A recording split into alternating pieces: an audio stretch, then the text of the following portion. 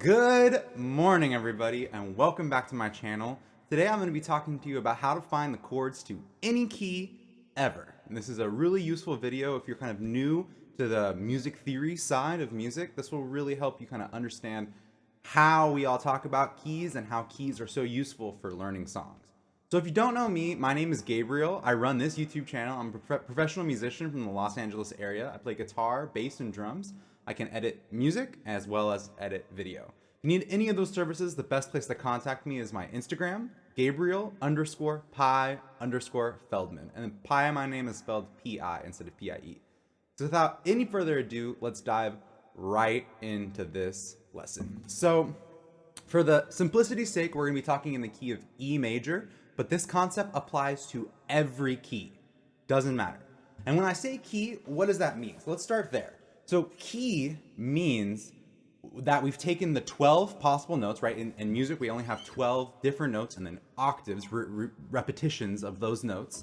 And what we've done is we've taken those 12 notes and we said we don't want to use all of them. That's like, if you use every color, you get brown. So you want to select which colors you're going to use for a song, right? And in this case, when people talk about choosing a key, they pick 7 of those notes to create a scale. And from that scale, we develop a key. So for the key of E, this is how I'm going to suggest you find it. So we're going to start with open E. We're going to go up a whole step. We're going to have F sharp. We're going to go up another whole step, and we're going to have G sharp. Then from G sharp, we're going to go a half step to A. Then after we have A, we're going to go another whole step to B. Then another whole step to C sharp. Another whole step to D sharp. And then a half step brings us back to E. And this is E, just like this is E. All right? So we have 2 E's, and that's a rep. Then we can keep going. Keep on going. So that's the way we would play it on one string. There's other ways to play scales, and I will make a separate video on that. But for right now, just, another way to play this would be.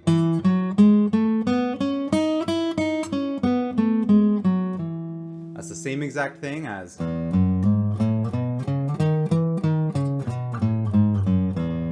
But obviously playing it on one string. And the reason why I'm playing it all on one string is because what we're going to do next, every single one of those notes has a chord that is associated with it for the key of E major. And if you look on screen right about here, you can see that I've written them all out for the key of E major. So you'll see that I have Roman numerals. So you can see I have uppercase Roman numerals like on the 1 chord, the 4 chord, and the 5 chord. And then I have lowercase Roman numerals for the 2, 3, 6, and 7 chord. All right. So there's a reason why. And what that what that uppercase or lowercase Roman numeral represents is the relationship of the third to the root. So a third is a measure of distance in music. It's an interval. So it says that from, let's say, E, my next note will be 3 steps away. So let's take that scale I played earlier, right? We have E. I'm going to have my next note. That's 2, right? So that'd be a second.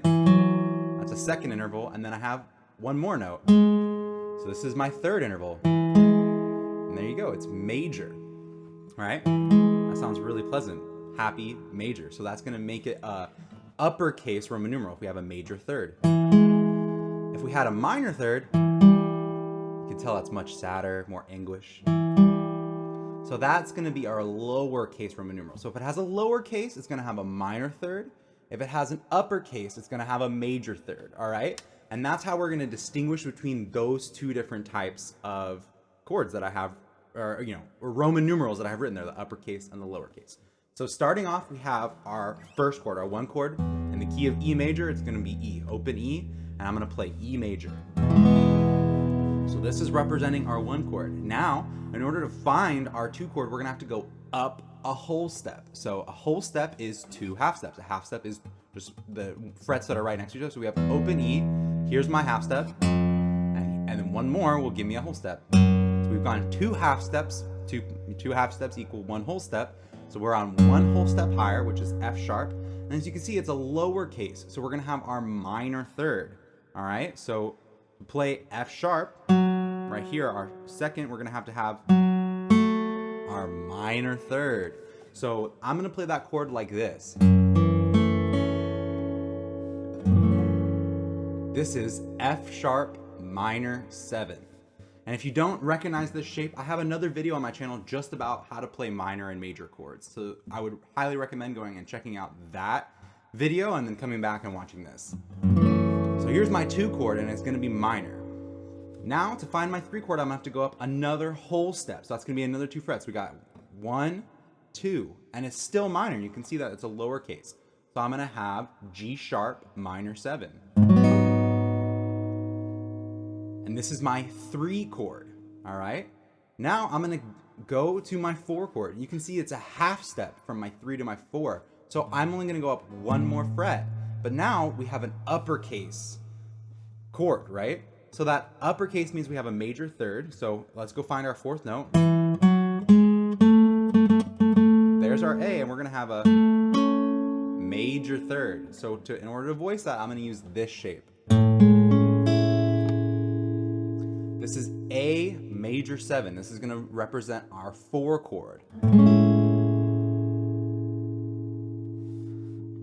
All right, now I'm gonna move on. We're gonna have a whole step to our next chord. So we're gonna have B in the root, and this is gonna be our 5 chord. Now our 5 chords are a little bit special. Instead of just being major or just being minor, they have this special term called dominant.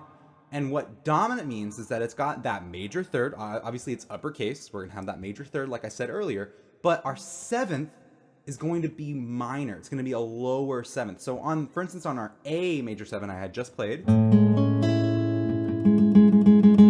our 7th was major. So what the 7th means is the same thing, just like the 3rd note, our 7th is the 7th note, right? So, and I told you there's only 7 notes and 8 is 1, right? So 7 is the last note in the scale before we go back to 1. So it's the very last note. And in the case of A major, that 7 was a major 7th, which means that it's only a half step lower than the root. So here's A, here's another A, right? You can hear how those are octaves of each other. Now what I'm gonna do is take that 2nd A and bring it down 1 half step. Now I have a major 7th, and we build our A major 7. So when I go to B, I'm gonna have B dominant 7. So that's gonna have the minor 7. You see that? So what I did here, here's B. There's B's octave, right? So here would be my major 7. And I'm taking that down 1 more half step. But I'm keeping my major 3rd, and then I just have a 5th on top. And we're playing B7. Now we're gonna go on to our 6th chord. So we're gonna go up another whole step, and we're gonna play minor 7.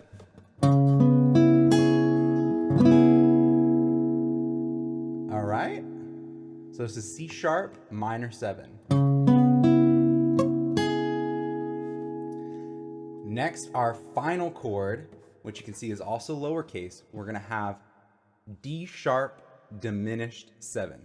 So this might seem like kind of a weird chord. We haven't talked about it yet, but it's really no more complicated than any of the other ones. So we have that lowercase, which means we're gonna have a minor 3rd, and then diminished 7 means that our 7th is gonna be diminished. So before, as you saw here, I'm gonna do it right on D sharp, all right? So this is our last note. And you can tell how strongly it wants to resolve back to E, right? The key that we're in. I'm gonna hang on that for a little bit longer. So here's our octave, right? That's D sharp and another D sharp. Now here's our major 7, half step down. Here's our minor 7, and here's our diminished 7. Now I'm gonna build the rest of the chord around it. I'm gonna have my minor 3rd and my flat 5. Diminished chords always have a lowered 5th as well. So all together we have D sharp diminished.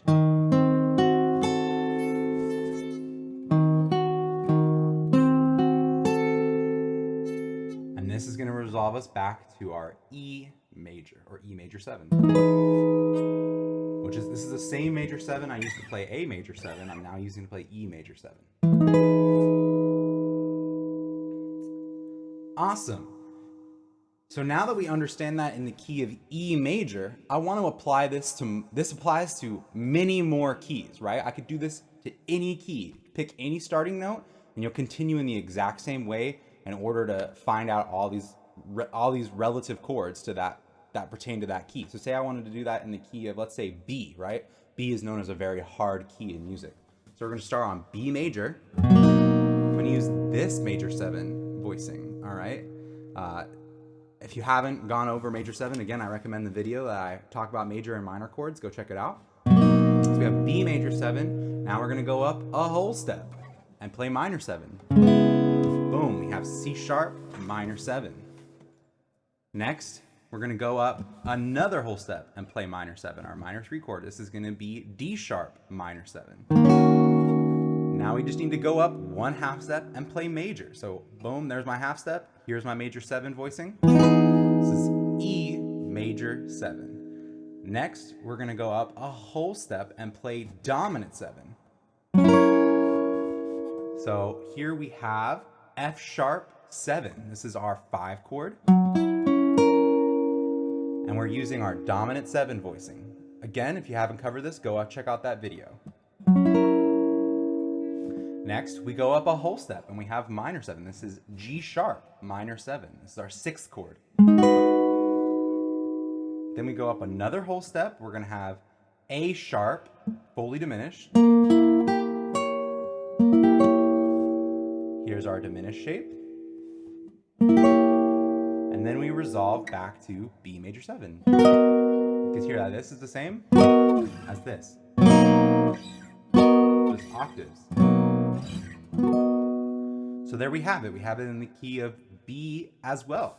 And this will apply. I want you now to figure out every other key, all right? Any key that you need to be in, you can use this method of these chords that I have here in order to figure out all the chords that pertain to a particular key. So it's really useful. You can basically learn any key you could possibly want to play in.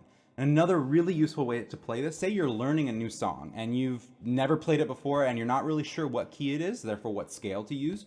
If you could figure out just maybe one note that sounds like, oh, that kind of fits, and then try to either go up a half step or a whole step, which will be either 1 fret away or 2 frets away. So let's say we are in the key of E, right? But I hear that they're really hanging around this A. And I hear that A all the time, and then I go like this. And that sounds wrong. I'm like, whoa, okay, going up a half step sounds terrible, going up a whole step? That sounds right. Okay, so then I know, okay, I have a whole step here. Now let me go down a half step. Oh, that works, right? Because that would be our G sharp minor. So now we kind of know we have a half step below this and a whole step above it. That pattern should remind us of this. Okay, we have a half step and then a whole step. So that might be my 3, my 4, and my 5. So if that is, then where's my 1? Oh, it's got to be E, down low. Makes sense, right? Same thing, it could have been my 7 going to 1. So if this sounds like home bass, you can just hold that note throughout the entire song, and that most likely is the key that you're in, okay? So there's lots of little tricks like this that can help you use this method to figure out any key you're in. And once you figure out that key, you will, if you know this, you'll immediately know 7 chords that apply to that key.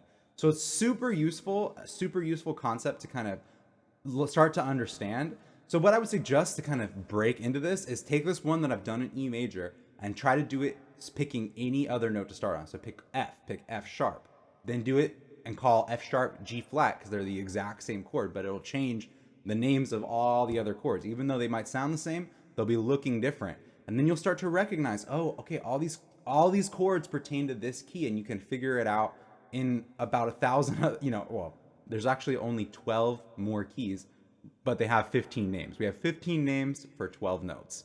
So you just pick one of those notes and start. And you say, okay, so this is my first note, and it's gonna be major. Okay, so this is the key of blah, blah, blah, major. Now I'm gonna go up a whole step, and it's gonna be minor. I'm gonna go up a whole step from there, it's gonna be minor. I'm gonna go up a half step, it's gonna be major. And that pattern will remain the same throughout any key that you play it in.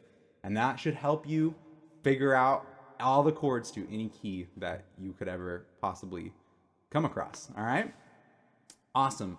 So thank you so much for tuning in. If you found this helpful, please let me know down in the comment section if there's some way I could improve this, maybe make a part 2 to this and kind of explain some things better.